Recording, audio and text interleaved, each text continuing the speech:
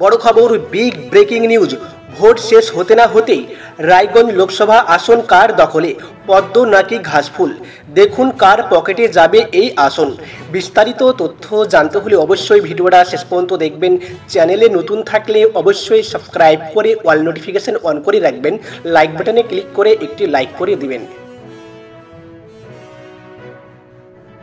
2019 সালে লোকসভা নির্বাচনে রায়গঞ্জ কেন্দ্র থেকে জিতে সংসদ হয়েছিলেন বিজেপির দেবশ্রী চৌধুরী।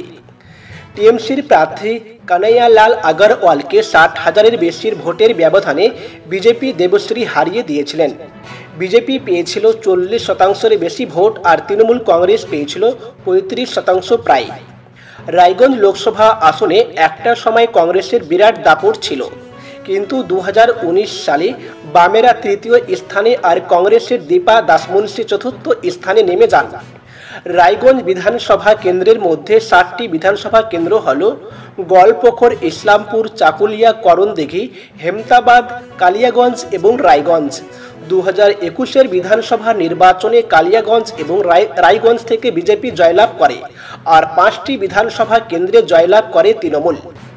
যেখানে 19-এর লোকসভা ভোটে বিজেপির 40.5% এবং তৃণমূল 35.7% ভোট পেয়েছিল, সেখানে 21-এর বিধানসভা ভোটে বিজেপির ভোট নেমে হয় 38.2% এবং তৃণমূলের ভোট বেড়ে হয় 50.6%। এই কেন্দ্রে 2024-এ বিজেপির প্রার্থী কার্তিক পাল, তৃণমূলের প্রার্থী কৃষ্ণ কল্যাণী এবং বাম সমর্থিত কংগ্রেস প্রার্থী আলী ইমরান রামাজ ওরফে ভিক্টর। এই কেন্দ্রে 2024-এ কি হতে পারে? বিভিন্ন জনমত সমীক্ষা থেকে জানা যাচ্ছে লড়াই এই কেন্দ্রে যথেষ্ট হাড্ডাহাড্ডি, তবে যে কোনো ঘটনা ঘটে যেতে পারে। বিজেপি প্রার্থী কার্তিক পাল এই কেন্দ্রে জয়লাভ করে দিল্লির সংসদে প্রবেশ করতে পারেন, এমনটাই জনতার রায় থেকে উঠে আসছে।